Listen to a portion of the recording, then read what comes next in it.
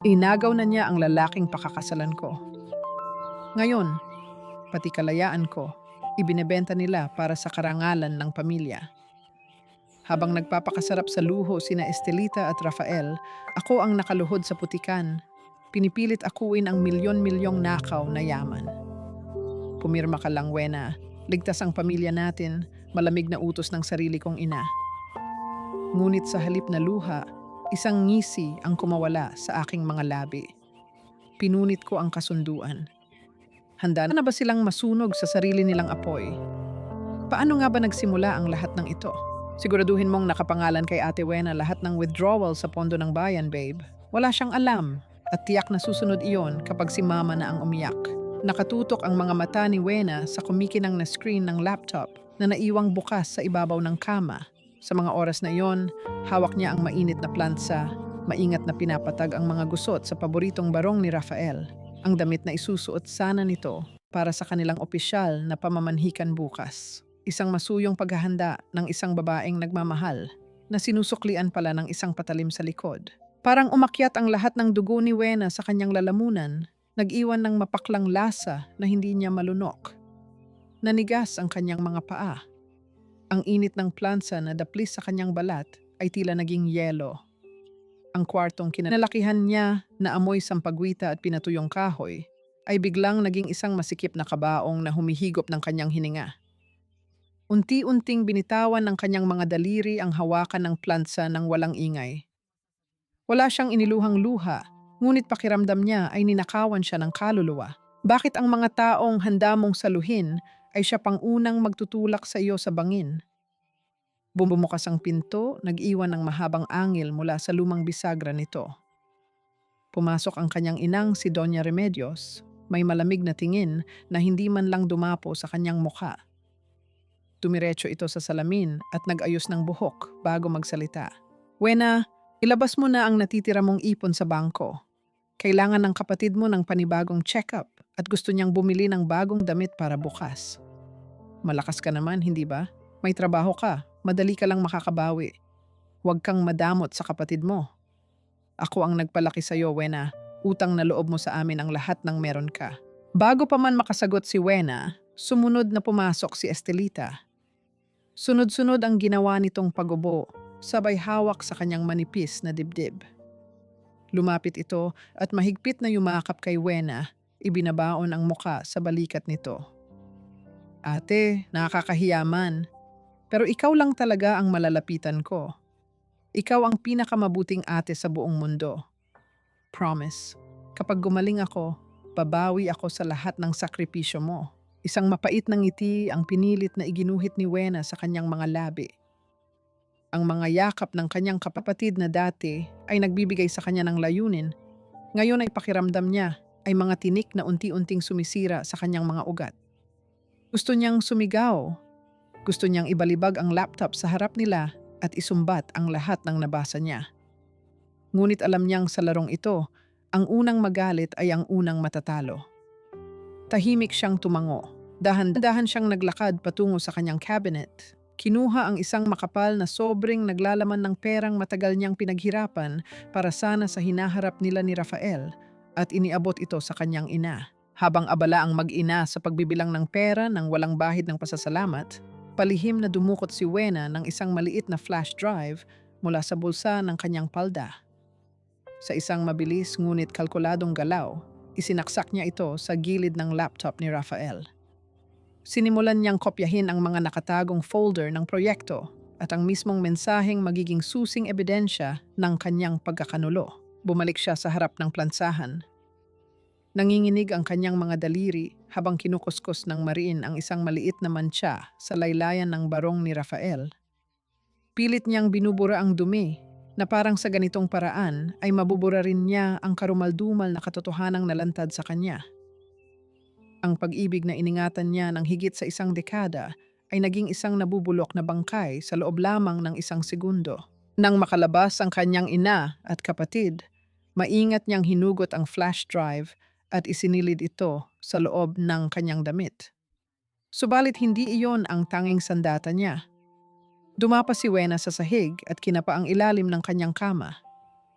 Mula sa madilim na sulok, hinugot niya ang isang maliit na itim na kwaderno. Mga numerong isinulat niya sa madaling araw, mga pirma, at mga nakatagong resibo ng mga materyales na hindi kailanman dumating sa bayan. Ang tanong ay, hanggang saan ang kayang itago ng kwadernong ito bago siya tuluyang kainin ng kasinungalingan ng kanyang pamilya? Umiilaw ang screen ng kanyang telepono sa ibabaw ng mesa. Isang mensahe mula kay Rafael. Magkikita tayo bukas sa opisina, babe. May papipirmahan ako sa iyong mga papeles para sa kinabukasan nating dalawa. Mahal na mahal kita. Tinitigan ni Wena ang mga salita. Ang bitag ay nakalatag na at naghihintay na lamang silang mahulog siya ng tuluyan. Ang pananahimik niya ay hindi pagsuko, kundi isang madilim na paghahanda para sa isang giyerang hindi nila inaasahan. Unti-unting bumagsak ang isang mabigat na patak ng ulan sa yero ng kanilang bubong, sinundan ng mabagal na paglakas ng banta ng bagyo. Ang malamig na buhos ng ulan ay walang awang humahampas sa mga luma at kinakalawang na yero ng palengke sa Lucena. Bawat pagbagsak ng tubig ay tila sumasabay sa mabigat na paghakbang ni Wena sa maputik na eskinita. Wala siyang pakialam kung mabasa man ang laylayan ng kanyang uniforme.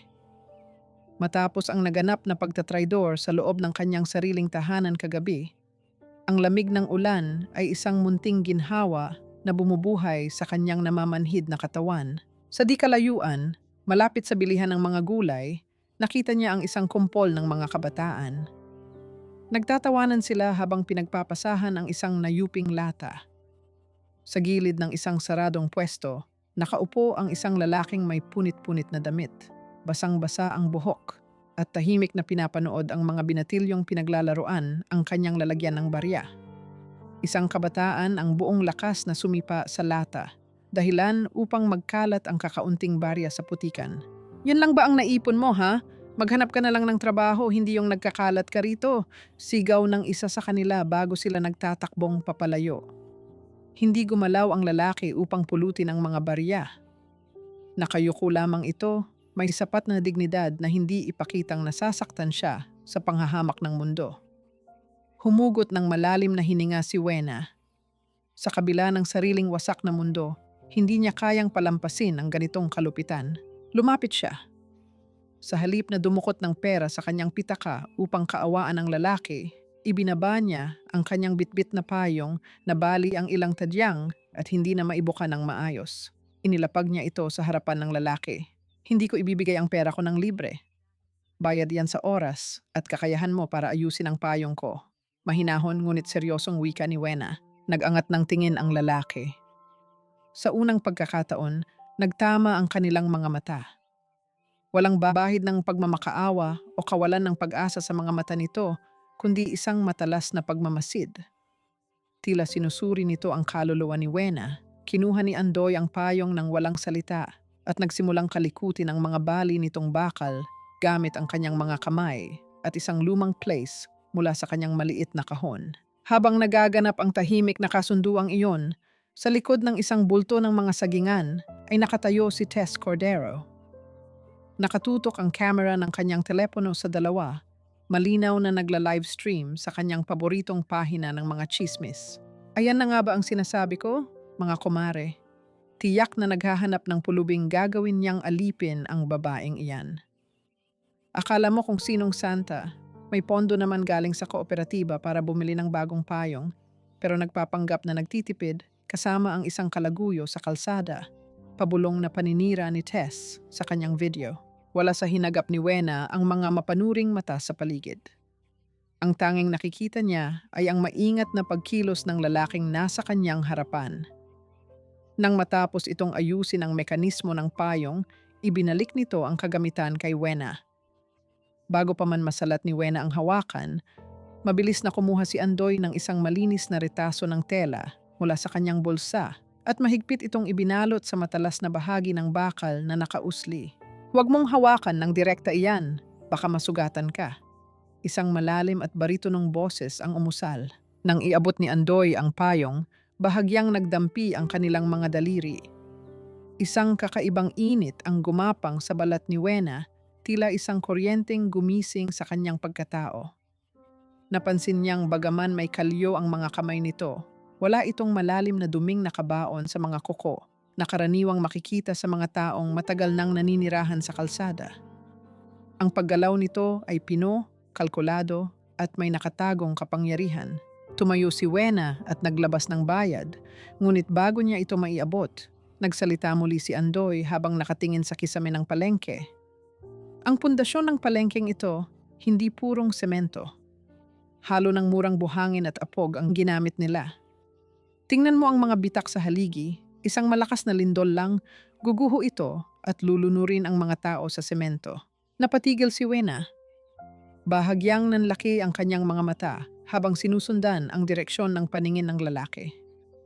Paano nalaman ng isang simpleng pulubi ang eksaktong sukat at kalidad ng materyales na ginamit sa isang infrastruktura sa isang tingin lamang? Ang mga salitang binitiwan nito ay mismong mga anomalya sa mga papeles na lihim niyang iniimbestigahan. Bago pa man siya makapagtanong, muling yumuko si Andoy at inayos ang kanyang mga kagamitan.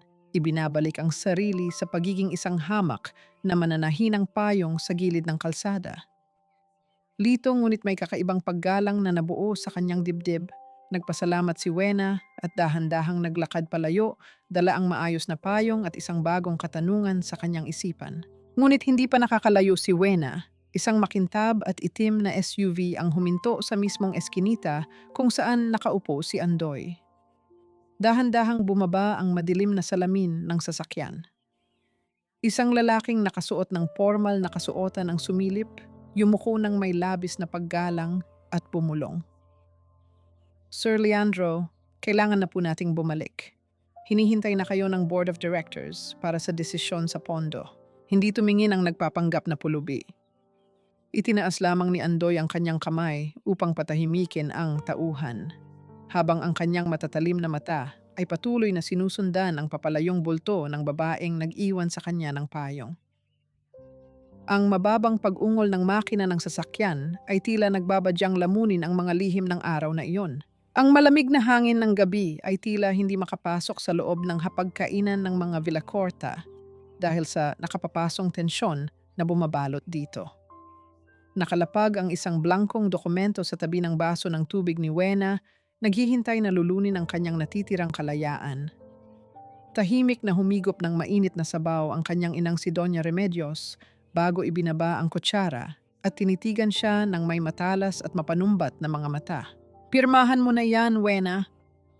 Authorization letter lang iyan para makapaglabas ng pondo si Rafael sa kooperatiba. Huwag mong kalimutan na kung hindi dahil sa mga Montemayor, matagal na sanang nilitis ang yumaong ama mo dahil sa mga utang niya. Sila ang naglinis ng pangalan natin. Utang na loob natin sa kanila ang bubong na nilililungan natin ngayon.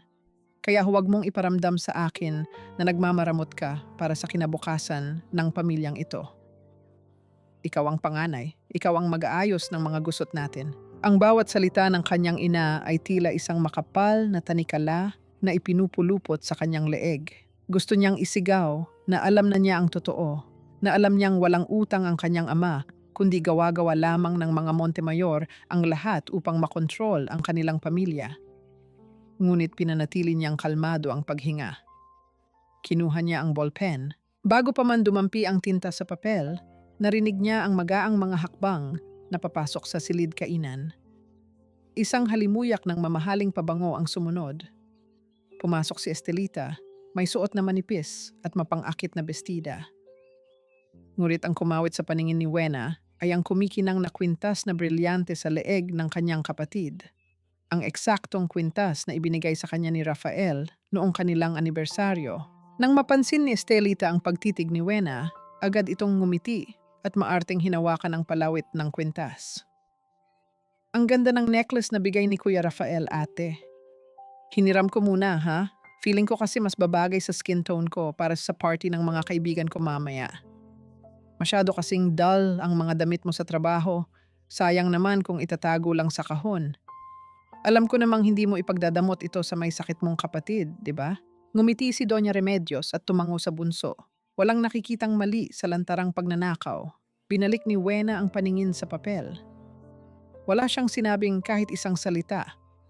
Kalmado niyang inilapat ang ballpen at pinirmahan ang dokumento. Ngunit sa dulo ng bawat letrang kanyang isinulat, palihim siyang naglagay ng isang maliit at malinaw na tuldok na sinundan ng isang hindi napapansing guhit. Isang lihim na senyales sa mundo ng notaryo at pananalapi na nagpapawalang bisa sa anumang dokumentong kanyang pinirmahan. Inabot niya ang folder sa kanyang ina na agad namang itinago ito na parang ginto. Sa hindi inaasahang pagkakataon, bumukas ang pinto sa harapan ng bahay at pumasok si Rafael. Suot ang kanyang pinakamatamis at mapanlinlang na ngiti. May bitbit itong isang pumpon ng pulang rosas. Lumapit ito kay Wena at hinalikan siya sa pisngi. Ang halik nito ay nag-iwan ng pakiramdam ng dumi sa kanyang balat. "Sorry I'm late, babe. Galing pa akong site para siguraduhing maganda ang kalalabasan ng itinatayo nating pangarap," wika ni Rafael habang inilalapag ang mga bulaklak sa mesa. Umupo ito sa bakanting silya na nasa pagitan ni Wena at Estelita. Habang nag-uusap sina Rafael at Doña Remedios tungkol sa gaganaping kasal, sinadya ni Wena na ibagsak ang kanyang serbilyeta sa sahig. Nang yumuko siya upang pulutin ito, nakita ng kanyang sariling mga mata ang lihim na nagaganap sa ilalim ng hapag. Mahigpit na magkahawak ang kamay ni Rafael at Estelita, hinahaplos ng lalaki ang hita ng kanyang kapatid habang nakikipagpalitan ng mga banal na salita sa kanyang ina. Bumalik sa pag-upo si Wena. Ang sikmura niya ay umiikot sa sukdulang pagkaasiwa, ngunit ang kanyang mukha ay nanatiling blanko at walang emosyon. Tinanggap niya ang mga rosas at nagpaalam na kailangan na niyang magpahinga. Pagpasok sa kanyang kwarto, dumiretso si Wena sa banyo. Binuksan niya ang gripo ng mainit na tubig. Kumuha siya ng sabon at sinimulang kuskusin ang kanyang mga kamay, lalo na ang bahagi kung saan siya hinawakan ni Rafael at ng kanyang ina. Kinuskus niya ito ng kinuskus hanggang sa mamula ang kanyang balat at makaramdam ng hapdi. Tila pilit niyang inaalis, hindi lamang ang pisikal na bakas ng lalaki, kundi pati na rin ang lason ng pagtatraidor ng kanyang sariling dugo at laman. Habang pinupunasan ang namamagang mga kamay, nakarinig siya ng mahinang pag-uusap mula sa madilim na pasilyo malapit sa bintana ng kanyang kwarto. Sumilip siya sa siwang ng kortina at nakita ang bulto ni Rafael na may kausap sa telepono. "Make sure na mabilis ang pagpapatayo bago mag-audit ang head office. Wala akong pakialam kung substandard ang semento at ninipisan niyo ang mga kabilya. Kailangan ma-clear ang pondo bago ang kasal. Ako na ang bahala sa mga papeles, nasa akin na ang pirma." Napigil ni Wena ang kanyang hininga. Ang lahat ay nakakabit sa isang malaking patibong upang nakawin ang pondo ng pabahay para sa mga biktima ng bagyo. Lumingon siya sa kanyang higaan kung nasaan ang kanyang handbag. Agad siyang lumapit at binuksan ito upang kumpirmahin kung ligtas ang susi ng safe ng kooperatiba kung saan nakatago ang mga orihinal na resibo. Nang dukutin niya ang bulsa ng bag, nahawakan niya ang malamig na bakal ng susi. Inilabas niya ito at itinapat sa liwanag ng lampara. Nanlaki ang kanyang mga mata. Peke ang susing hawak niya, iba ang hugis ng mga ngipin nito. Ang dahan-dahang paglagitik ng peking susi na ibinagsak niya sa ibabaw ng sahig ay naging isang malamig na hudyat na hindi lang ang kanyang kapatid ang nakapasok sa kanyang kwarto kanina, kundi may isa pang ahas na tahimik na gumagapang sa loob ng kanyang sariling tahanan. Ang makapal na amoy ng pinakuluang luya at malagkit na bigas ay nagbibigay ng kaunting init sa malamig at mamasamasang hangin ng bahay kalinga. Maingat na hinipan ni Wena ang kutsara ng lugaw bago ito isinubo kay Aling Salome, ang matandang byuda na itinuring na niyang pangalawang ina matapos itong mag-aruga sa kanya noong bata pa siya. Sa kabila ng matinding pagod at kakulangan sa tulog dahil sa pang-aabuso ng sariling pamilya, isang tapat at maaliwalas na ngiti ang nakapinta sa mga labi ni Wena. Sa labas ng pansamantalang silungan, rinig ang mabilis at ritmikong pagpukpok ng martilyo sa yero. Dumungaw si Wena sa bintana at nakita ang bulto ni Andoy. Walang hinihinging bayad, tahimik nitong kinukumpuni ang mga butas ng bubungan upang hindi pasukin ng ulan ang mga pamilyang lumikas mula sa bagyo. Mula sa ibabaw ng bubong, Pasimpleng pinagmamasdan ni Leandro ang babaeng inakala niyang utak ng pagnanakaw sa pondo ng kanyang kompanya. Nakita niya kung paano haplusin ni Wena ang pawisang noo ng matanda. Isang kumpas ng purong pagmamahal na hindi kayang pekein ng kahit sinong magnanakaw. Sa mga sandaling iyon, unti-unting nabubura ang mga hinala sa isipan ng bilyonaryo. Isang inosenteng biktima ang babaeng ito na ginagawang kalasag ng mga tunay na salarin. Isang biglaang pagbuhos ng malakas na ulan ang nagpababa kay Andoy mula sa bubong. Patakbo itong sumilong sa ilalim ng isang makipot at nakalaylay na asul na tarpaulin malapit sa pintuan kung saan saktong nakatayo si Wena. Dahil sa liit ng espasyo, napilitan silang magdikit. Ang balikat ni Wena ay sumandal sa matigas na dibdib ni Andoy. Sa gitna ng panlalamig ng paligid, isang kakaibang init ang nagmula sa kanilang pagkakadikit. Naamoy ni Wena ang pinaghalong pawis at ulan mula sa lalaki. Isang amoy na kakaibang nagbibigay sa kanya ng kapayapaan at pakiramdam ng kaligtasan. Nang mag-angat siya ng tingin, napansin niya ang isang mantsa ng itim na uling sa pisngi nito. Nang hindi nag-iisip, kusang umangat ang kamay ni Wena. Ginamit niya ang kanyang hinlalaki upang banayad na punasan ang dumi sa mukha ni Andoy. Natigilan ang lalaki. Nagtama ang kanilang mga paningin. Walang salitang namutawi. Ngunit ang tindi ng titig ni Andoy ay tila tumagos hanggang sa kaibuturan ng kaluluwa ni Wena. Ang magaspang na kamay ni Andoy ay dahan-dahang umangat, tila nais hawakan ang kamay ni Wena na nasa kanyang pisngi.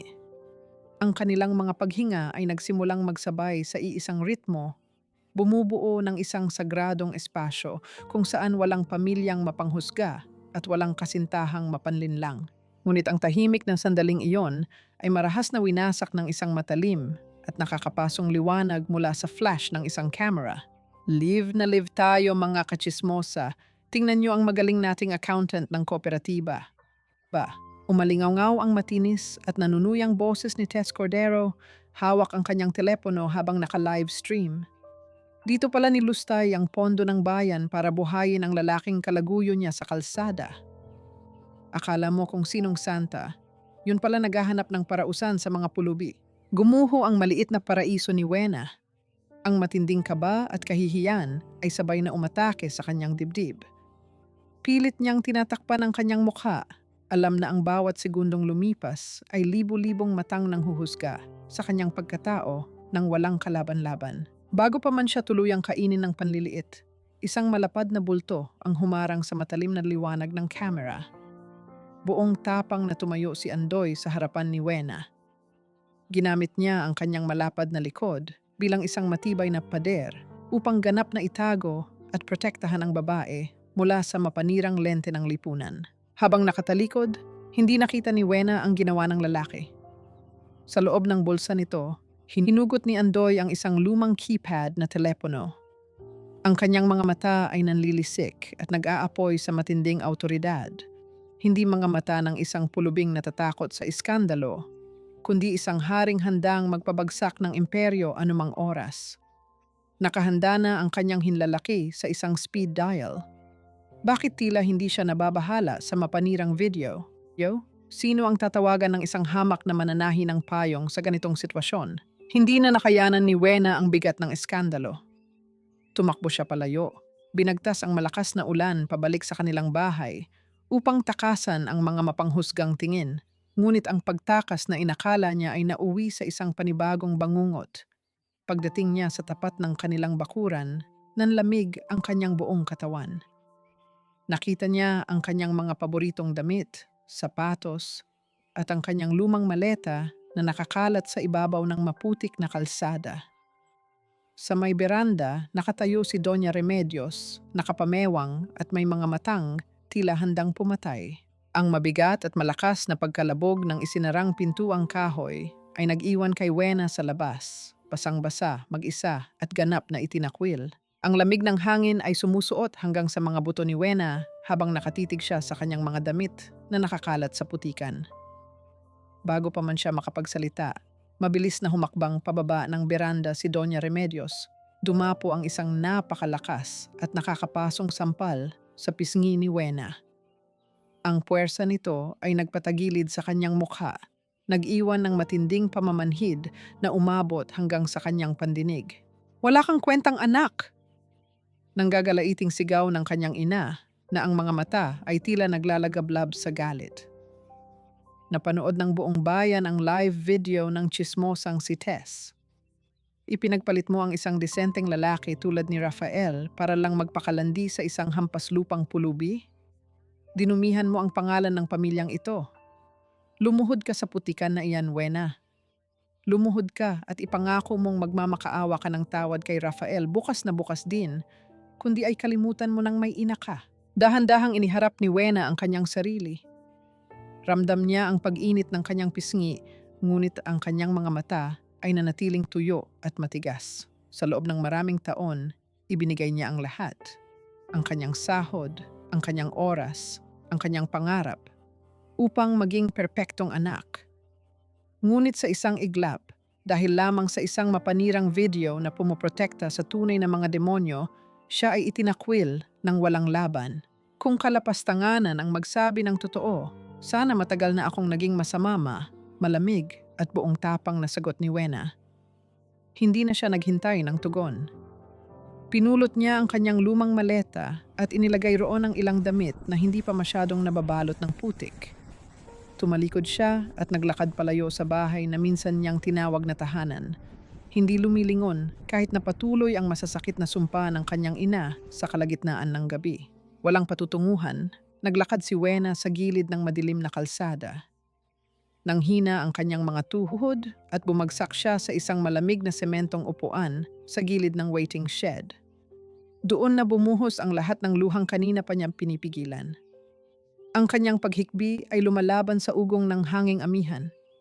Mag-isa na siya, wala na siyang pamilya, wala na siyang kakampi. Mula sa dilim, isang pamilyar at marangyang sasakyan ang huminto sa kanyang harapan. Bumukas ang pinto at nagmamadaling bumaba ang isang ginang na may hawak na payong. Si Senyora Isabela Alcantara. "Wena? Diyos ko, anong ginawa nila sa'yo, anak?" Nag-aalalang tanong ng senyora. Bago pa man makapagpaliwanag si Wena, mahigpit siyang niyakap ni Isabela. Isang yakap na puno ng init at aruga. Isang uri ng yakap na matagal na niyang hinahanap mula sa sariling ina, ngunit hindi niya kailanman natagpuan. Ibinabaon ni Wena ang kanyang mukha sa balikat ng senyora, umiiyak na parang isang batang sabik sa pagmamahal. Walang kamalay-malay na ang bisig na nagbibigay sa kanya ng ginhawa ay ang mismong bisig na magbabaon sa kanya sa hukay. Dinala ni Isabela si Wena sa kanyang malaki at tahimik na mansyon. Matapos makapagbihis at makainom ng mainit na tsaa, ibinuhos ni Wena ang lahat ng kanyang lihim. Inilabas niya ang maliit na itim na kwaderno at ang mga inimprentang kopya ng mga bank statements na nakuha niya mula sa laptop ni Rafael. Ipinakita niya kung paano kinokontrol ni Rafael at Doña Consuelo ang mga peking contractor. "Handa na ang lahat ng ito para isumite sa NBI, senyora. Kailangan ko lang ng proteksyon para sa mga pamilya sa Bahay Kalinga," nagmamakaawang paliwanag ni Wena. Tiningnan ni Isabela ang mga papeles ng may matinding panggigilalas bago dahan-dahang hinawakan ang kamay ni Wena. "Napakapanganib ng ginagawa mo, Wena. Kilala ko ang mga Montemayor. Mga halang ang bituka ng mga iyan. Nakita mo ba ang mga peklat o kahit anong pagkakakilanlan sa mga tauhan ni Rafael na nag-aabot ng pera?" Umiling si Wena, inaalala ang mga gabi ng kanyang palihim na investigasyon. "Hindi po. Pero minsan, habang pinaplansa ko ang barong ni Rafael, napansin ko ang isang kakaibang balat sa kanyang batok. Hugis kalahating buwan na may mapulang kulay." Nang marinig iyon, biglang nabitawan ni Isabela ang hawak nitong porselanang tasa.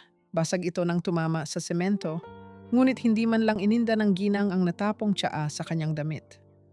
Namutla ang kanyang mukha at tila may isang matinding alaala na dumaan sa kanyang mga mata. Isang halo ng matinding poot at pait na hindi maipaliwanag. Bakit labis ang naging reaksyon ni Isabela sa isang simpleng balat sa batok ni Rafael? Bumalik lamang sa ulirat ang senyora nang hawakan ni Wena ang kanyang braso. Pilit itong ngumiti at sinabing pagod lamang siya. Pinatulog niya si Wena sa isang malambot na kama sa guest room, Tinitiyak na ligtas ito sa anumang panganib. Subalit sa pagsapit ng madaling araw, habang mahimbing na natutulog si Wena, bumukas ang pinto ng kwarto nang walang anumang ingay. Sa tulong ng manipis na liwanag mula sa labas ng bintana, maingat na nilapitan ni Isabela ang bag ni Wena. Binuksan niya ang folder na naglalaman ng lahat ng ebidensya. Hinanap ng kanyang nanginginig na mga daliri ang kaisa-isang pahina na may orihinal na selyo at notaryo ng bangko, ang pinakamahalagang katibayan na nagdidiin sa mga Montemayor. Dahan-dahan niyang hinila ang pahinang iyon. Ang banayad na tunog ng pagkapunit ng papel ay tila pagputol sa nag-iisang sinulid ng pag-asa ni Wena. Tuluyang inihahanda ang inosenteng dalaga upang maging pain sa isang malagim na paghihiganti. Ang dilim ng gabi ay nagsilbing makapal na kumot na nagkubli sa palihim na pagkikita ni Wena at Andoy sa loob ng nakatiwangwang na construction site ng bahay Kalinga. Matapos makatakas ng patago mula sa mansyon ni Isabela, pinili ni Wena na ipagpatuloy ang paghahanap ng katotohanan kasama ang nag-iisang taong hindi siya hinusgahan. Ginamit ni Andoy ang manipis na liwanag ng isang maliit na flashlight upang ituro ang mga depektong nakabaon sa mismong istruktura ng gusali. Ipinapatakbo niya ang kanyang mga daliri sa ibabaw ng isang malaking haligi at sa kaunting diin lamang ay naglagaslas ang mga tipak ng tuyong materyales patungo sa sahig. Buhangin at apog ang karamihan sa inihalo nila rito, Wena.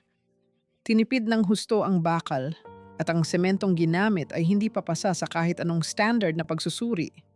Mahinang paliwanag ni Andoy, ang kanyang boses ay may bahid ng profesionalismo na muling nagpasiklab sa pagtataka ni Wena. Inilabas ni Wena ang ilang kopya ng mga resibo mula sa kanyang bulsa at itinapat ito sa liwanag.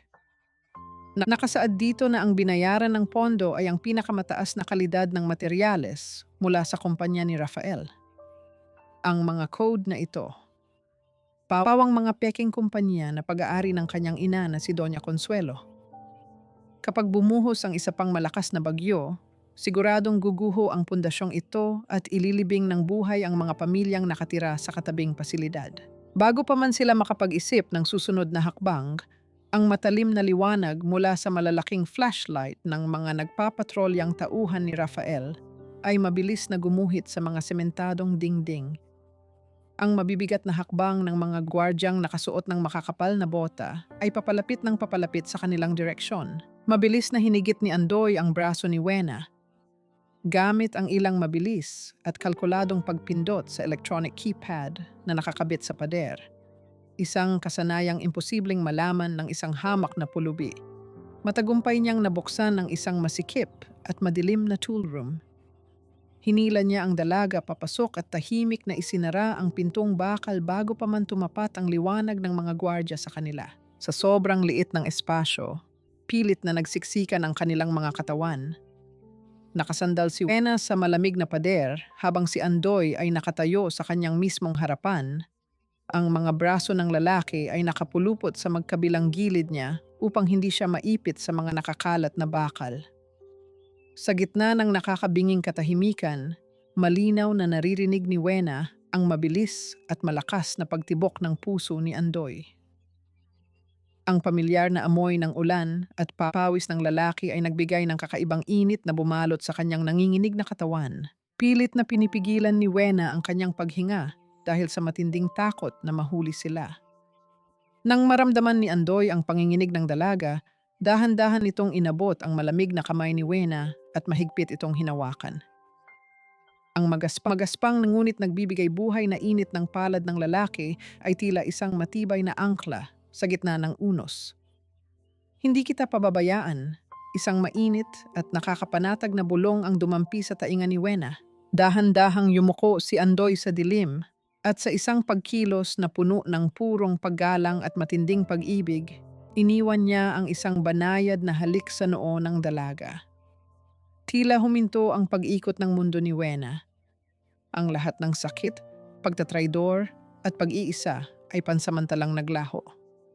Dahan-dahan niyang ipinatong ang kanyang ulo sa malapad na balikat ni Andoy. Ninanamnam ang pakiramdam na sa unang pagkakataon, hindi siya ang kailangang maging matapang para sa lahat. Mayroon na siyang kakampi. Nang makalayo ang mga hakbang ng mga gwardya, Isang mahinang panginginig mula sa bulsa ni Wena ang bumasag sa kanilang sagradong sandali. Umilaw ang screen ng kanyang telepono. Isang tawag mula kay Senyora Isabela. Agad niya itong sinagot. Pinapanatiling mahina ang kanyang boses. Senyora, bakit po? Wena, kailangan mong magtago. Bakas ang peking pag-aalala at pagkataranta sa boses ni Isabela sa kabilang linya. Nalaman ni Rafael na iniimbestigahan mo siya. Pinasok nila ang kwarto mo rito at kinuha ang ilang gamit. Wala na sa akin ang mga papeles, Wena. Nanlamig ang buong pagkatao ni Wena. Ang tanging ebidensyang hawak niya ay nawala at ang mga taong nais niyang pabagsakin ay alam na ngayon ang kanyang mga hakbang. Bago pa man siya makasagot, ang malakas at nakakabinging alingaw-ngaw ng isang sirena ng pulisya mula sa malayo ay unti-unting pumunit sa katahimikan ng gabi, mabilis na papalapit sa kanilang kinaroroonan. Ang walang tigil na pagbuhos ng bagyo ay tila sumasalamin sa nagbabadyang pagkawasak ng lahat ng pinaghirapan ni Wena. Bago pa man siya tuluyang makabawi mula sa nakapanlulumong tawag ni Isabela, isang nakakabinging dagundong ang yumanig sa mismong kinatatayuan nila. Ang mga substandard na pader ng bahay kalinga ay hindi na kinaya ang hagupit ng hangin at ulan. Unti-unti itong bumibigay. Walang inaksayang sandali, buong tapang na sumugod sina Wena at Andoy sa loob ng pasilidad. Ginising nila at inilikas ang mga natutulog na pamilya sa gitna ng kadiliman at baha. Nakita ni Wena si Aling Salome na nahihirapang maglakad, nanginginig ang buong katawan. Agad niya itong inalalayan habang mabilis namang binuhat ni Andoy ang dalawang batang umiiyak. Nang makalabas sila sa ligtas na bahagi ng kalsada, ang mabigat at magaspang na pagbagsak ng semento at sirang bakal ay ganap na lumamon sa dating kinatatayuan ng matanda. Bago pa man sila makahinga ng maluwag, ang alingaw-ngaw ng mga sirena na narinig nila kanina ay huminto sa mismong bungad ng gumuhong gusali. Mula sa mga sasakyan, sunod-sunod na bumaba ang mga pulis, kasama si Rafael at ilang miyembro ng lokal na media. Sa ilalim ng matatalim na ilaw ng mga kamera na nakatutok sa kanila, buong kaplastikang itinuro ni Rafael si Wena.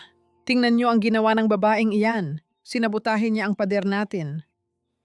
Nang gagalaiting sigaw ni Rafael, umaarte na parang isang lehitimong biktima.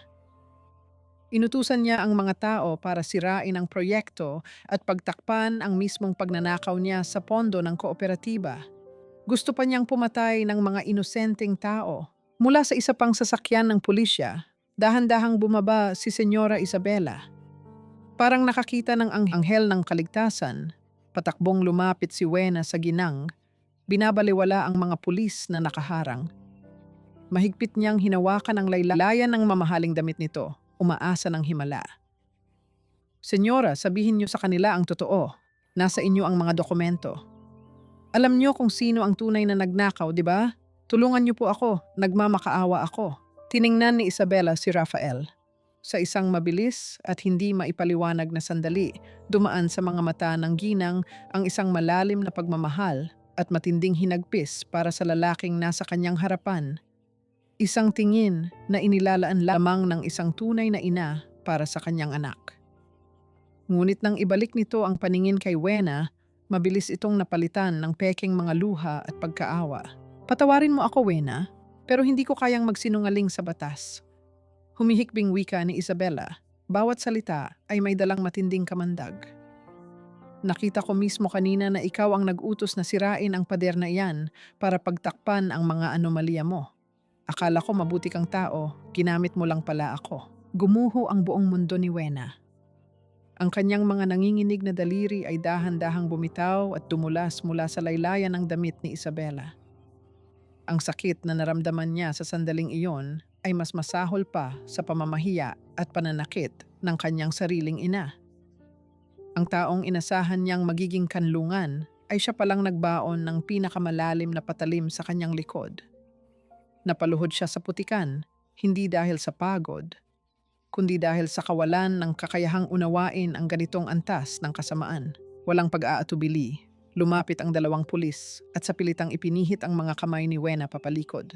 Sa gitna ng kaguluhan, lumingon siya, hinahanap ang nag-iisang taong nangako ng kaligtasan niya kanina, sa loob ng madilim na silid. Nakita niya si Andoy sa gilid ng madla. Nagtama ang kanilang mga mata. Umaasa si Wena na lalapit ito, nagagawa ito ng paraan, na ipagtatanggol siya nito laban sa mga sinungaling. Ngunit nakayuko lamang si Andoy. Unti-unti itong umatras palayo, nagpapalamon sa anino ng mga nagkukumpulang tao, iniiwan si Wena sa ganap na pag-iisa habang ang ulan ay patuloy na humuhugas sa kanyang mga tahimik na luha. Ang malamig na rehas na bakal ay handa nang sumalubong sa kanyang mga pulso. Ang lamig ng sementadong sahig ay unti-unting gumagapang sa nanginginig na katawan ni Wena. Nakaupo siya sa pinakamadilim na sulok ng piitan, yakap-yakap ang sariling mga tuhod habang nakatitig sa matigas na rehas na bakal. Sa bawat paghinga niya, tila may bumarang tinik sa kanyang lalamunan. Pilit niyang inaalala ang init ng yakap ni Andoy kanina sa loob ng madilim na silid, ang halik nito sa kanyang noo at ang bulong na hindi siya nito pababayaan. Ngunit nang kailangan niya ng kakampi, ang lalaking iyon ay umurong at nagpalamon sa anino ng mga taong humusga sa kanya. Isang mapait na ngiti ang sumilay sa kanyang labi. Sa huli, palagi naman siyang iniiwan.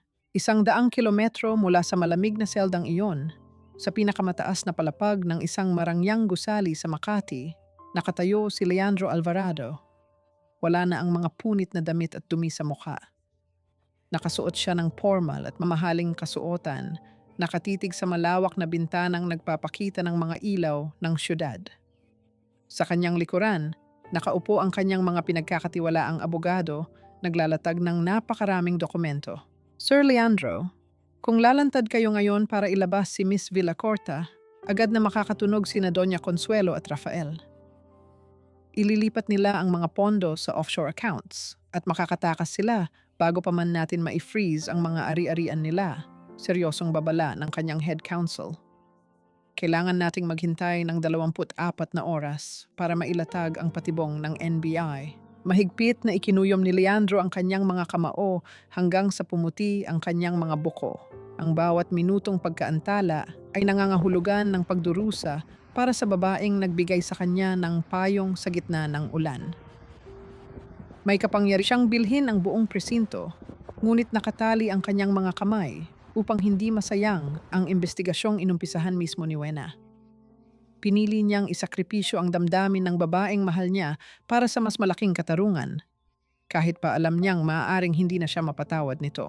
Muling bumalik ang paningin ni Wena sa realidad nang bumukas ang pintuan ng selda. Pumasok si Rafael, suot ang pamilyar at nakakasukang ngiti ng tagumpay. Huminto ito sa tapat ng rehas, tinitingnan si Wena na parang isang basag na laruang handa na niyang kumpunihin ayon sa kanyang gusto. "Look at you, babe. Tingnan mo kung saan ka dinala ng pagmamatigas mo," panimula ni Rafael. "Pero dahil mahal kita, may solusyon tayo rito." Kasalukuyang nasa ospital si Aling Salome, critical condition dahil sa lamig at stress nang matabunan siya kanina. Wala siyang pambayad at handa na siyang ilabas ng ospital anumang oras. Kapag namatay siya, konsensya mo iyon. Bukod pa roon, nakahanda na ang mga papeles para bawiin ang bahay ng nanay mo. Tiningnan ni Wena ng tuwid sa mga mata ang lalaking minsan niyang pinangarap makasama habang buhay. Ngayon, isang halimaw na lamang ang nakikita niya. "Ano ang kailangan kong gawin?" Malamig at walang emosyong tanong ni Wena. "Marry me tomorrow. Pumirma ka sa isang kasunduan na aaminin mong may nagawa kang administrative error kaya nagkaproblema sa pondo, pero hindi ikaw ang nagnakaw. Kapag ginawa mo yan, babayaran ko ang hospital bills ng matanda at hindi ko gagalawin ang bahay ng pamilya mo. You save them, you save yourself, and we live happily ever after." Ang huling mga salita ni Rafael ay tila asidong sumunog sa natitirang pag-asa ni Wena. Wala siyang pakialam sa sarili niyang kalayaan, ngunit ang buhay ni Aling Salome at ang kaligtasan ng kanyang ina ay mga kahinaang hindi niya matalikdan. Mahigpit na kinagat ni Wena ang kanyang ibabang labi, ibinabaon ang kanyang mga ngipin hanggang sa malasahan niya ang kalawangin at mapait na lasa ng sarili niyang dugo. Ito ang tanging paraan upang pigilan ang mga luhang nagbabadyang tumulo. Hinding-hindi siya iiyak sa harap ng kanyang kaaway. Nang maramdaman niya ang init ng dugo sa kanyang baba, dahan-dahan siyang tumango. "Pakawalan mo ako rito. Pipirma ako bukas." Agad na inasikaso ni Rafael ang mga papeles. Subalit ang hindi alam ni Wena at ni Rafael, nang mga sandaling iyon sa isang malaking ospital sa Maynila, may isang kinatawan mula sa opisina ng presidente ng Barangay Meridian ang lihim na nagbayad ng milyon-milyong pisong bill para sa lahat ng operasyon at gamot ni Aling Salome. Sino ang nag-utos na sagipin ang matanda mula sa kamatayan nang walang nagpapakilala? Paglabas ni Wena mula sa madilim na pasilyo ng presinto, sinalubong siya ng nakakapasong liwanag ng araw. Sa gilid ng kalsada, nakatayo si Doña Remedios, hindi upang yakapin o kamustahin ang kanyang anak, kundi upang ipagmalaki ang hawak nitong mahaba at magarang damit pangkasal. Sabi ko naman sa'yo, magiging maayos na ang lahat, anak. Pinili mo ang tamang desisyon para sa pamilya natin. Nakangiting wika ng kanyang ina habang iwinawagayway ang damit na tila isang bandila ng pagkatalo. Tinitigan ni Wena ang mamahaling tela na sa kanyang paningin ay hindi damit ng isang ikakasal, kundi ang mismong kulay puting tela na ibabalot sa kanyang bangkay. Ang kulay puting tela ay tila sumasakal sa hininga ni Wena habang mahigpit itong itinutusok ng modista sa kanyang baywang. Nakatayo siya sa harap ng malaking salamin, pinapanood ang sariling refleksyon na tila isang estrangherang inihahanda para sa isang marangyang pag-aalay. Sa isang malambot na silya sa likuran, nakaupo sina Doña Remedios at Estelita, humihigop ng tsaa habang pinagmamasdan ang bawat sukat ng kanyang Filipiniana. Ate, buti na lang talaga natauhan ka at pumayag kang pakasalan si Kuya Rafael, panlilibak ni Estelita habang pasimpleng inaayos ang kanyang bagong manicure. Imagine, muntik ka nang maging asawa ng isang pulubi. Sayang ang ganda mo kung sa kalsada ka lang pupulutin. At least ngayon, malilinis pa ang pangalan ng pamilya natin. Tumango si Doña Remedios bilang pagsang-ayon sa tinuran ng bunsong anak.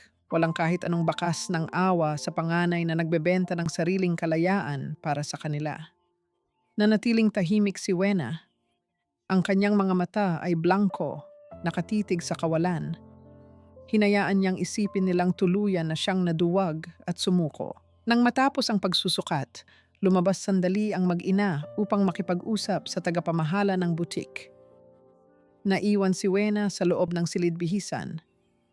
Ang kanyang pagiging blanko ay mabilis na napalitan ng isang malamig at kalkuladong determinasyon.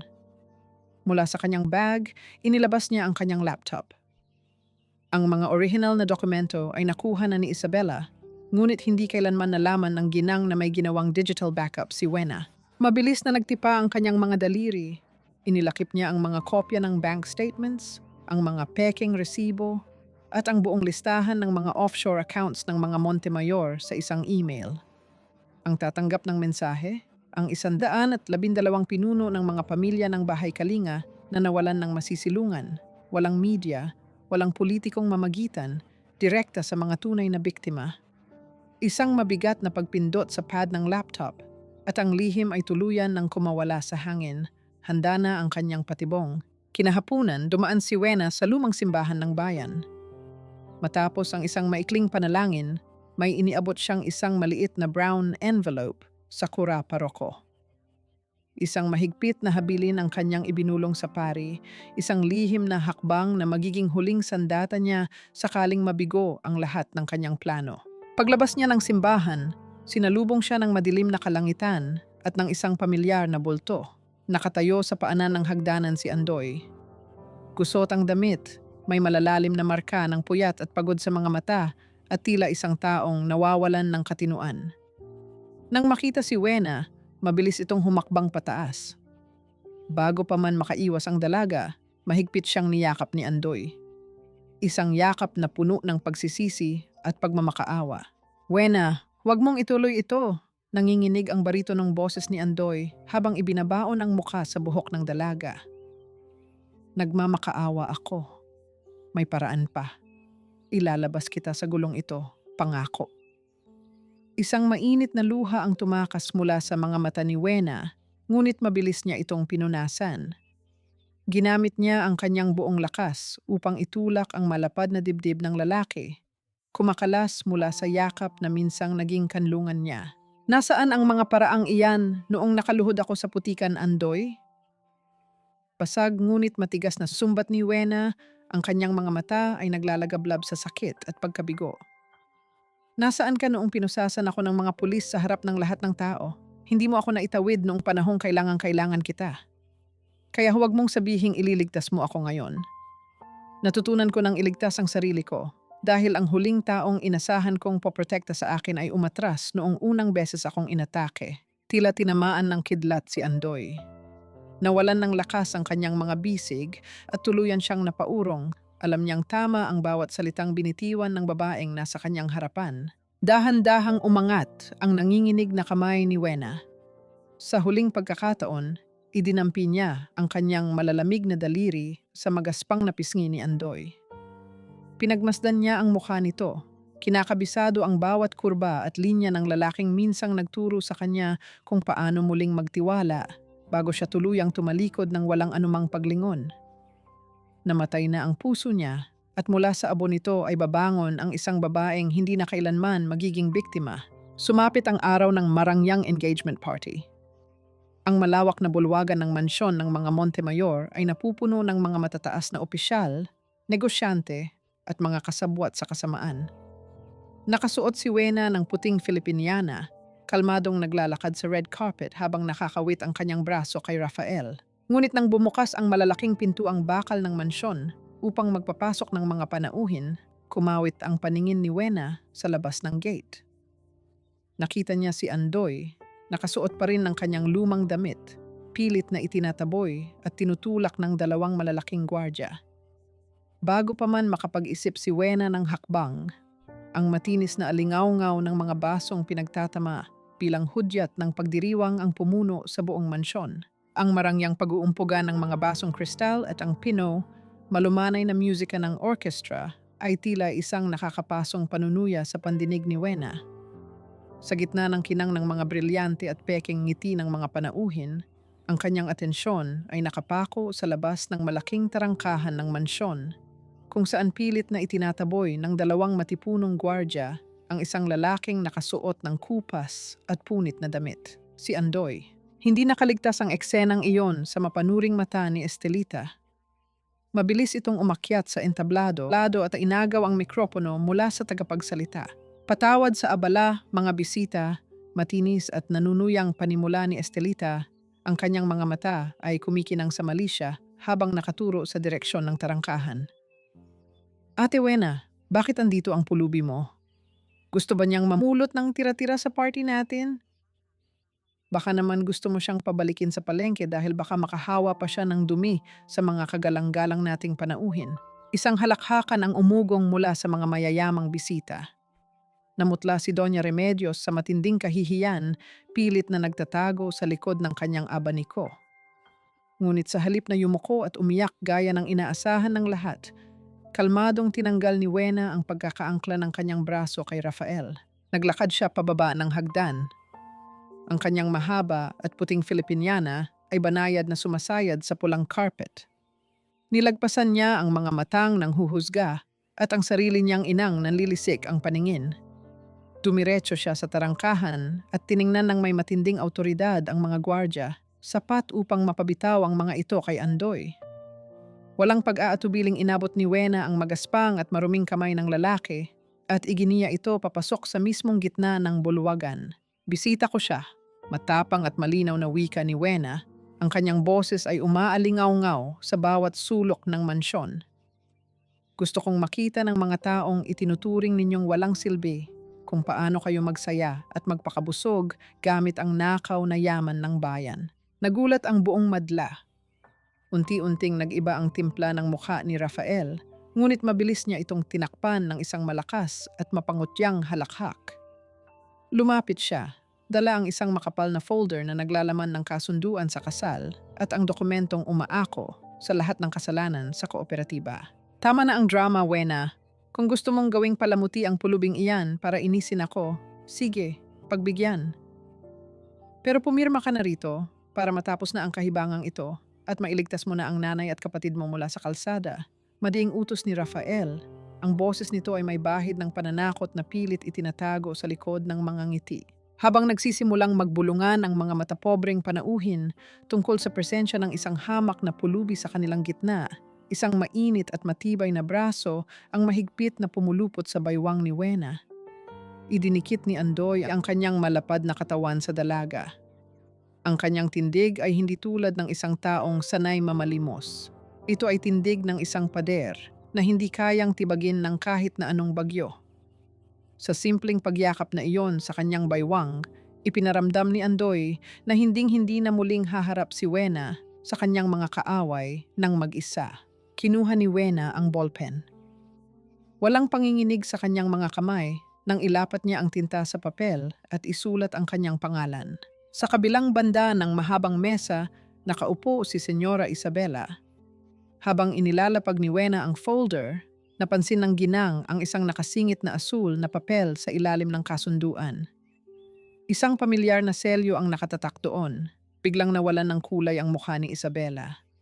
Ang kanyang mga mata ay nanlaki sa matinding takot at ang kanyang paghinga ay biglang naging mabigat. Bakit tila nakakita ng multo ang senyora sa isang simpleng piraso ng papel? Bago pa man makapagsalita si Isabela, ang malaking projector screen sa likuran ng entablado na dapat sana ay magpapalabas ng mga litrato ni na Rafael at Wena ay biglang kumurap. Isang pamilyar na boses ng babae ang umalingaw-ngaw sa mga speaker. Si Tess Cordero, ang tsismosang kapitbahay na kinuha ni Estelita bilang bahagi ng media team ng party, ay hindi sinasadyang na ibahagi ang kanyang live stream sa main system, kung saan ipinapalabas niya ang isang lumang video na palihim niyang nakuha. Sa malaking screen, malinaw na lumitaw ang mukha ni na Rafael at Estelita naghahalikan sa loob ng sasakyan. Ngunit ang mas nakakagimbal ay ang mga salitang lumabas sa bibig ni Rafael. Hayaan mo siyang pumirma, Estelita. Malinaw at walang awang wika ni Rafael sa video. Kapag pumutok ang issue sa mga bulok na materyales ng bahay Kalinga, mayroon na tayong perpektong papasan ng kasalanan. Si Wena ang makukulong, hindi tayo. Malilinis natin ng pera at sa huli mapapasakin ka pa rin. Ang buong bulwagan ay nalubog sa isang nakakabinging katahimikan. Ang mga mayayamang bisita ay napanganga. Namutla si Estelita at tila naubusan ng dugo. Si Rafael ay nanigas sa kanyang kinatatayuan. Ang kanyang mapanlinlang na maskara ay ganap ng nawasak. Sa gilid ng hapag, ang mga kamay ni Doña Remedios ay nagsimulang manginig ng walang kontrol. Ang marupok na tunog ng basong kristal na dumulas mula sa kanyang mga daliri at nabasag sa marmol na sahig ay naging hudyat ng tuluyang pagguho ng kahariang itinayo nila sa kasinungalingan. Patayin niyo ang screen na iyan. Kumpiskahin niyo ang lahat ng cellphones. Namumula at nanggagalaiting utos ni Rafael sa kanyang mga tauhan, pilit na tinatakpan ang katotohanang sumambulat sa buong bulwagan. Nagkagulo ang mga gwardya, ngunit bago pa man sila makalapit sa control room, isang malakas na pagtulak sa malalaking pintuan ng mansyon ang nagpatigil sa lahat. Bumuhos papasok ang mahigit 100 tao, ang mga pamilya mula sa bahay Kalinga. Suot ang kanilang mga simpleng damit na basa ng ulan, hawak-hawak nila ng mahigpit ang mga nakaimprentang kopya ng bank statements na ipinadala ni Wena. Ang kanilang presensya ay tila isang malaking alon ng katotohanan na handang lunurin ang kasinungalingan ng mga Montemayor. Sa gitna ng pag-atras ng mga mayayamang panauhin, matapang na humakbang paharap si Senyora Isabela. Peke ang mga hawak ninyo. Walang silbi ang mga kopyang iyan sa korte dahil nawawala ang orihinal na notaryo. Sigaw ng ginang, sinusubukang isalba ang natitirang dangal ng pamilyang sumira sa kanya, ngunit siya ring pamilya ng kanyang anak. Kalmadong hinarap ni Wena ang babaeng minsan niyang tinuring na ina. Mula sa brown envelope na iniabot sa kanya ng kura paroko kaninang hapon, inilabas niya ang isang luma at naninilaw na papel, isang birth certificate. Gusto mo ba talagang makulong ang sariling laman at dugo mo, Senyora Isabela? O mas tamang tawagin kitang tunay na ina ni Rafael? Malinaw at nakakapasong tanong ni Wena. Tila nawalan ng hangin ang buong paligid. Binalingan ni Rafael si Isabela, puno ng pagkalito at pandidiri. Nawasak ang katinuan ng ginang. Ang lihim na itinago niya ng ilang dekada, ang dahilan kung bakit niya pinagtaksilan si Wena ay lantad na ngayon. Napaluhod si Isabela sa sahig, humahagulgol habang nanginginig na dinukot mula sa kanyang bag ang ninakaw na pahina ng ebidensya at ipinatong ito sa paanan ni Wena. Baliw ang babaeng iyan, at kayo, maniniwala kayo sa ebidensya ng isang sinungaling at ng kanyang pulubing kalaguyo? Desperadong bulyaw ni Rafael, dinuduro sina Wena at Andoy. Isang hamak na hampas lupa na natutulog sa kalsada ang gagamitin niyo para pabagsakin ako? Sa sandaling iyon, dahan-dahang binitawan ni Andoy ang baywang ni Wena. Humakbang siya paharap, nag-iwan ng isang malamig at makapangyarihang presensya. Ginamit niya ang laylayan ng kanyang kupas na damit upang punasan ang dumi at uling sa kanyang mukha. Hinubad niya ang lumang jacket, inilalantad ang isang tindig na hindi kailanman mabibili ng salapi. Kasabay nito, pumasok mula sa likuran ng mga pamilya ang isang grupo ng mga abogadong nakasuot ng mga mamahaling suit. May dalang makakapal na briefcase. Naglakad sila patungo sa harapan at sabay-sabay na yumuko nang may labis na paggalang sa lalaking nakatayo sa gitna.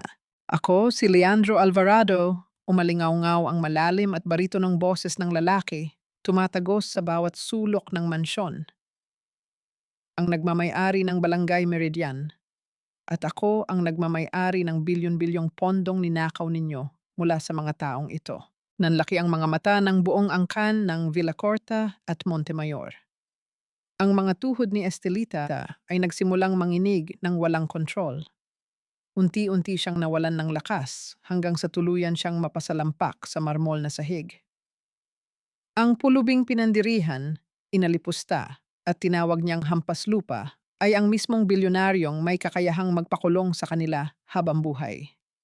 Pumasok ang mga pulis kasama ang mga ahente ng NBI. Agad nilang pinalibutan sina Rafael at Doña Consuelo. Sa gitna ng kaguluhan, gumapang si Estelita at Doña Remedios patungo sa paanan ni Wena. Lumumuha ang mag-ina, nakaluhod at nagmamakaawa.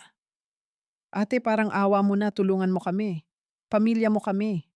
Utang na loob, bawiin mo ang mga sinabi mo. Humihikbing pakiusap ni Estelita, sinusubukang abutin ang kamay ni Wena. Ngunit nanatiling nakatayo ng tuwid si Wena. Tinitigan niya ang kanyang ina at kapatid ng may matinding kalamigan, isang yelong hindi kailanman matutunaw ng anumang pekeng luha. Lumingon si Wena kay Leandro. Ang lalaking sumagip sa kanya mula sa kahihiyan ay nagtago rin pala ng isang malaking kasinungalingan. Paano niya matatanggap ang taong ginawa siyang isang hamak na pagsubok sa paghahanap nito ng katotohanan? Ang magaspang at malamig na paglagitik ng posas na isinara sa mga pulso ni Rafael ang nagsilbing huling musika ng gabi.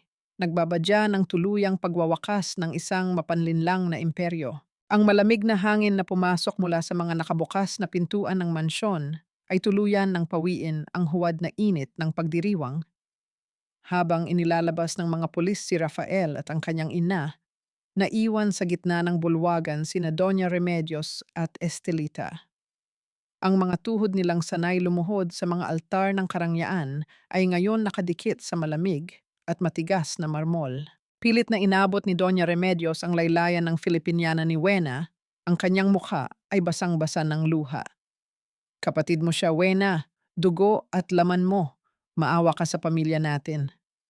Pakiusap, sabihin mo sa mga pulis na hindi alam ng kapatid mo ang mga nangyayari. Ikaw ang panganay, ikaw ang mag-aayos nito. Pakiusap ng ginang, patuloy na ginagamit ang pamilyar na lason ng utang na loob upang muling manipulahin ang anak. Tinitigan ni Wena ang babaeng nagluwal sa kanya. Sa loob ng mahabang panahon, ang mga luhang iyan ang nagpatakbo ng kanyang buhay, ang nagkulong sa kanya sa isang hawla ng sakripisyong walang katapusan. Ngunit ngayon, wala na siyang maramdaman kundi isang malalim at mapayapang kawalan. Dugo at laman ko rin kayo, ma, pero hindi kayo naawa nang ipagtabuyan niyo ako sa gitna ng ulan. Mahinahon ngunit matigas na tugon ni Wena. Hinayaan niyo akong ituring na magnanakaw ng buong bayan para lang maprotektahan ang luho ni Estelita. Wala akong ipapadalang pulis para hulihin kayo, hindi ko kayo papatayin, pero hindi na ako ang bubuhay sa inyo. Sa isang huling desperadong pagtatangka, nabawiin ang control at pagmamahal ng anak, nanginginig na inabot ni Remedios ang kamay ni Wena. Nais nitong idampi ang palad ng dalaga sa kanyang noo, isang tradisyonal na pagmamano upang humingi ng basbas at kapatawaran. Subalit bago pa man dumampi ang kanyang balat sa noo ng ina, dahan-dahan ngunit mariin na inilayo ni Wena ang kanyang kamay. Ang simpleng pag-atras na iyon ay isang malinaw at pinal na pagkaputol ng sinulid na nag-uugnay sa kanila. Samantala, nilapitan ng isang ahente ng NBI si Estelita. Ipinaliwanag nito sa nanginginig na dalaga na ang tanging paraan upang hindi siya mabulok sa kulungan bilang kasabwat ni Rafael ay ang isuko ang lahat ng lupain, sasakyan at alahas na ibinigay sa kanya at tumayong state witness laban sa mga Montemayor. Walang nagawa si Estelita kundi umiyak at sumang-ayon sa pilitang tinatanggap ang katotohanang babalik siya sa pagiging walang-wala. Sa labas ng tarangkahan, bago tuluyang isakay sa sasakyan ng pulisya, lumingon si Senyora Isabela. Ang mga mata nito ay puno ng pagsisisi at pagmamakaawa para sa huling pagkakataon. Bumuka ang bibig ng ginang upang humingi ng tawad, ngunit hindi na umimik si Wena. Tiningnan niya lamang ang babaeng minsan niyang tinuring na ina ng may nakakapasong kalamigan. Hinahayaan itong dalhin ng batas patungo sa madilim nitong kapalaran. Nang humupa ang kaguluhan at umalis ang mga autoridad, tanging si Wena at ang grupo ni Leandro ang naiwan sa malawak na bulwagan. Unti-unting lumapit ang bilyonaryo. Wala na ang andoy na tagagawa ng payong. Ang nasa harapan niya ngayon ay isang lalaking nag-uumapaw sa yaman at kapangyarihan. Mula sa kamay ng isa sa kanyang mga abogado, kinuha ni Leandro ang isang makapal na folder at isang maliit na kahong gawa sa pelus. Inilapag niya ang mga ito sa ibabaw ng mesa sa tapat ni Wena. Wena, inihanda ko ang kontratang ito para sa iyo. Ikaw ang gagawin kong Vice President for Integrity ng Barangay Meridian. You deserve this position more than anyone. Malambing ngunit formal na wika ni Leandro. Kasabay nito, dahan-dahan niyang binuksan ang maliit na kahon. At ito ang bayad ko sa lahat ng paghihirap mo, Wena. Let me make things right. Hayaan mong alagaan kita habang buhay. Sa gitna ng katahimikan ng wasak na pagdiriwang, ang tanging sumasalamin sa mga mata ni Wena ay ang nakakabulag na liwanag na nagmumula sa kahon, ang kinang ng brilyante. Tinitigan ni Wena ang kumikinang na brilyante na nakalatag sa loob ng asul na kahon. Para sa maraming babae, ang alok na ito ay katumbas ng isang napakagandang panaginip.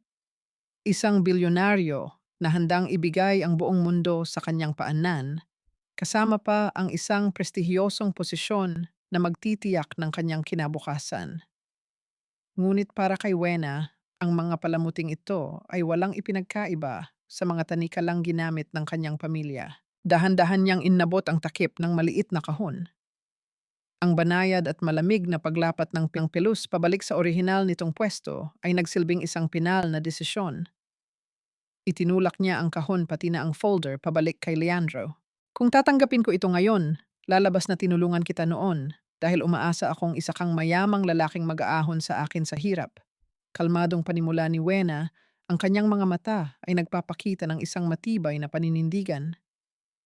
Titingnan ako ng mundo bilang isang babaeng nanalo sa loto at hindi bilang isang taong ipinaglaban ang katotohanan. Nawala ang kumpiyansa sa mukha ni Leandro. Humakbang siya palapit, pilit na inaabot ang kamay ni Wena. Hindi ganyan ang tingin ko sa'yo, Wena. You deserve this. Gusto ko lang bumawi. Gusto kong protektahan ka sa lahat ng nanakit sa'yo. Pero hindi mo ako pinrotektahan nung panahong kailangan kita, Leandro, matigas na sagot ni Wena. Tila umurong ang dila ng bilyonaryo. Noong gabing nakakulong ako at namamatay sa lamig, alam kong may kapangyarihan kang ilabas ako. Pero mas pinili mo ang investigasyon mo. Mas pinili mong siguruhin ang pera ng kumpanya mo. You treated me like a variable in your grand experiment. Ginamit mo rin ako. Gumuho ang mundo ni Leandro. Sa kauna-unahang pagkakataon sa kanyang buhay, napagtanto niyang ang kanyang yaman at kapangyarihan ay walang anumang halaga sa babaeng tunay na nagmahal sa isang hamak na andoy. Ang kanyang pagpapanggap bilang isang mahirap upang subukin ang puso ng mga tao ay isang mapagmataas na laro ng isang taong nag-aakalang kaya niyang hawakan ng tadhana.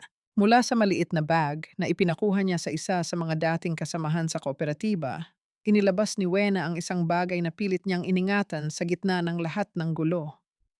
Ang lumang payong na binaklas at inayos ni Andoy sa gitna ng ulan sa palengke. Maingat niya itong inilapag sa ibabaw ng kontrata. Kung gusto mo akong maging bahagi ng buhay mo, tanggalin mo ang maskara mo, buong tapang na hamon ni Wena. Huwag mong gamitin ang pera mo para bilhin ang tiwala ko o ang katarungan ng bayan. Patunayan mong kaya mong magbago at itama ang mga pagkakamali ng pamilya mo nang hindi ginagamit ang kapangyarihan mo. Tuluyan nang tumalikod si Wena, iniiwan si Leandro na walang imik at nakatitig sa sirang payong, walang pilitang pagpigil, walang dramatikong pagyayakap. Isang babaeng buo, malaya, at hindi nabibili ng kahit anong halaga. Nang mawala si Wena sa kanyang paningin, tinampot ni Leandro ang makapal na kontratang naglalaman ng mataas na posisyon. Ang mabagal at mariin na pagkapunit ng makapal na papel sa kanyang mga kamay ay naghudyat ng pagwawakas ng kanyang pagmamataas. Kinabukasan, agad niyang inutos ang isang malawakang investigasyon sa sarili niyang kompanya. Hindi siya tumigil sa mga Montemayor. Ipina-audit niya ang lahat ng nakatagong pondo ng kanyang yumaong ama. Inaako ang lahat ng kasalanan at kapabayaan ng kanyang angkan, kahit pa mga hulugan ito ng malaking pagkalugi ng Barangay Meridian. Pinili niyang maglakad sa landas ng tunay na pagsisisi. Isang buong taon ang lumipas na tila hinipan lamang ng hangin. Ang dating wasak at delikadong bahay kalinga ay naging isang maaliwalas at matibay na komunidad. Nakatayo si Wena sa gitna ng malawak na plaza. Pinagmamasdan ang mga batang naglalaro sa ilalim ng asul na kalangitan. Bilang pinuno ng isang bagong independent audit cooperative, siya na ngayon ang nagbabantay sa mga pondong inilalaan para sa mga mahihirap. Isang trabahong nakuha niya dahil sa kanyang sariling kakayahan. Sa kalagitnaan ng kanyang pag-iikot, isang simpleng delivery truck na naglalaman ng mga donasyong kagamitan ang pumarada malapit sa kanyang kinatatayuan.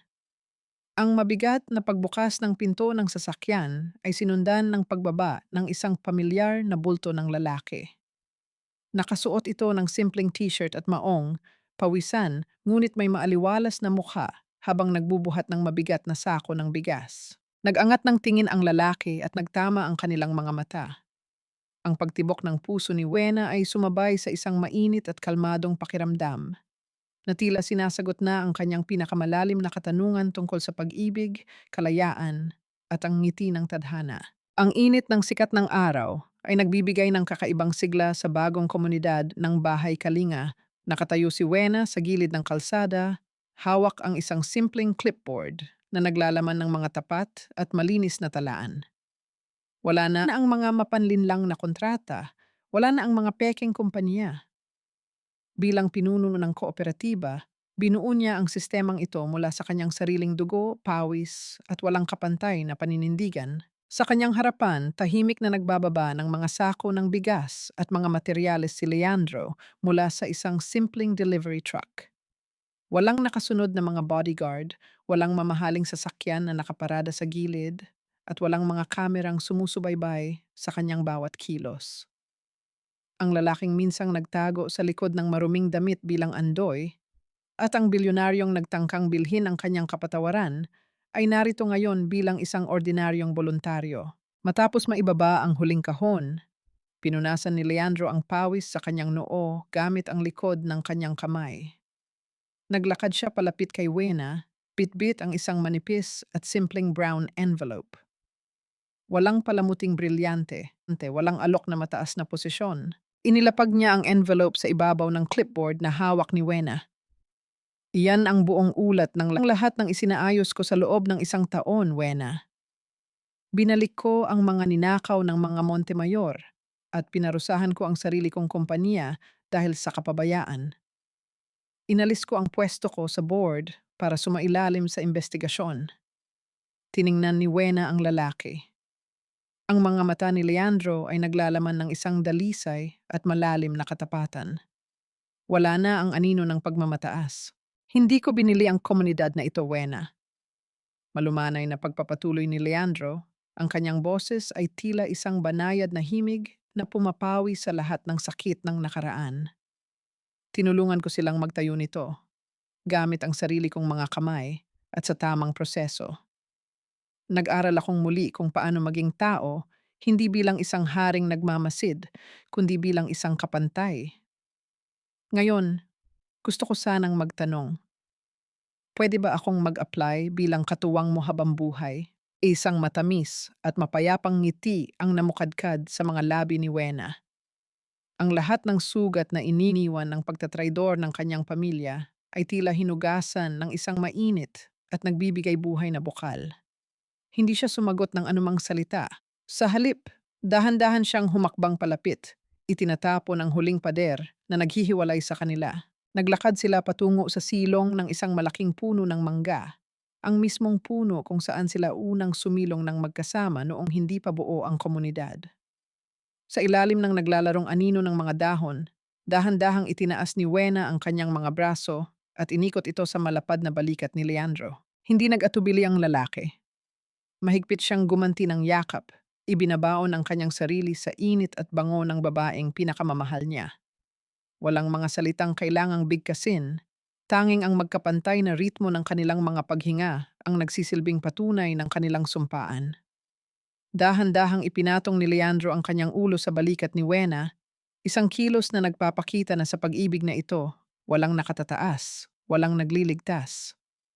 Sila ay dalawang buong tao na piniling sumandal sa isa't isa, malaya, tapat, at ganap na naghilom. Sa gitna ng kanilang tahimik at sagradong yakap, ang malamyos na pag-alingaungaw ng kampana mula sa isang maliit na kapilya sa dulo ng kalsada ay dahan-dahang pumuno sa kalangitan. Ang maliit na kapilya ng bahay kalinga ay napuno ng sariwang amoy ng mga bulaklak na pinitas mula sa sariling hardin ng komunidad. Walang mahaba at kumikinang na red carpet. Walang mga naglalakihang aranya na nagkakahalaga ng milyon-milyon. Sa halip, ang daanan patungo sa altar ay napalilibutan ng mga simpleng ngiti at luha ng kagalakan mula sa mga ordinaryong tao. Ang mga pamilyang minsang nawalan ng tirahan, ang mga manggagawa, at ang mga taong tunay na nagmamahal sa kanila. Naglalakad si Wena patungo sa altar, suot ang isang payak ngunit eleganteng puting bestida. Sa dulo ng pasilyo, naghihintay si Leandro, hindi bilang isang makapangyarihang bilyonaryo, kundi bilang isang lalaking natagpuan ang kanyang tunay na tahanan sa puso ng isang babae. Subalit bago pa man niya marating ang dulo, dumapo ang paningin ni Wena sa kahuli-hulihang hilera ng mga upuan sa madilim na bahagi ng kapilya. Nakaupo roon si Doña Remedios. Wala na ang mga kumikinang nitong perlas at mamahaling pamaypay. Nakasuot ang kanyang ina ng isang kupas na damit. Tahimik na umiiyak habang nakatingin sa anak na pilit nitong sinira noong nakaraan. Sa labas naman ng kapilya, tanaw mula sa bintana ang bulto ni Estelita na nagpupunas ng mga mesa sa ilalim ng init ng araw, tinutupad ang sentensya ng batas sa pamamagitan ng community service. Tinitigan ni Wena ang kanyang ina. Hindi siya tumakbo upang yumakap. Hindi niya kinuhang muli ang gampanin ng isang martir na handang kalimutan ang lahat ng sugat para sa ngalan ng pamilya. Ngunit sa pagkakataong ito, wala ring galit sa kanyang puso. Dahan-dahan, binigyan ni Wena ng isang banayad at magalang na pagtango ang kanyang ina bago tuluyang ibinaling ang paningin pabalik kay Leandro. Ito ang kanyang sagot sa tanong ng pagpapatawad. Pagpapatawad na hindi nangangahulugan ng muling pagbubukas ng pinto para sa pang-aabuso, kundi isang pagtanggap na pinalaya na niya ang kanyang sarili mula sa bigat ng nakaraan. Nang matapos ang simpleng seremonya, isang banayad na pagbuhos ng ulan ang nagpalamig sa buong paligid. Tumayo sina Wena at Leandro sa pintuan ng kapilya, mahigpit na magkahawak kamay habang pinagmamasdan ang mga bata na malayang nagtatampisaw at naglalaro sa gitna ng baha. Dati, ang bawat pagpatak ng ulan ay nagdadala ng matinding takot sa komunidad. Ngayon, isa na lamang itong musika ng kalikasan. Hindi na sila natatakot sa bagyo dahil alam nilang ang pundasyon ng kanilang tahanan ay itinayo sa katotohanan at tibay ng samahan. Nahanap ni Wena ang tunay na kapayapaan hindi sa pagiging perpektong anak, kundi sa pagiging tapat sa kanyang sarili. Napatunayan niya na ang tunay na pamilya ay hindi laging nagmumula sa dugong nananalaytay sa iyong mga ugat at mas lalong hindi ito nasusukat sa bigat ng utang na loob. Ang tunay na pamilya ay ang mga taong pipiliing igalang ang iyong kaluluwa kahit sa pinakamadidilim mong sandali. Para sa mga babaeng nakikinig sa kwentong ito, mga ate, mga ina at mga anak, na patuloy na ibinibigay ang lahat para sa pamilyang hindi marunong magpahalaga, sana ay magsilbing yakap ang kwento ni Wena. Huwag ninyong hayaang balutin kayo ng maling paniniwala na ang pag-ibig ay nasusukat sa dami ng sakit na kaya ninyong tiisin. Hindi kayo isinilang sa mundo upang maging pambayad utang. Hindi ninyo kailangang maging biktima ng emosyonal na pananakot ng mga taong ginagamit ang salitang pamilya bilang sandata. Piliin ninyong mahalin ang inyong sarili. Putulin ninyo ang mga tanikalang sumasakal sa inyong kaligayahan, kahit pa ang may hawak nito ay ang mga taong inaasahan ninyong mag-aaruga sa inyo.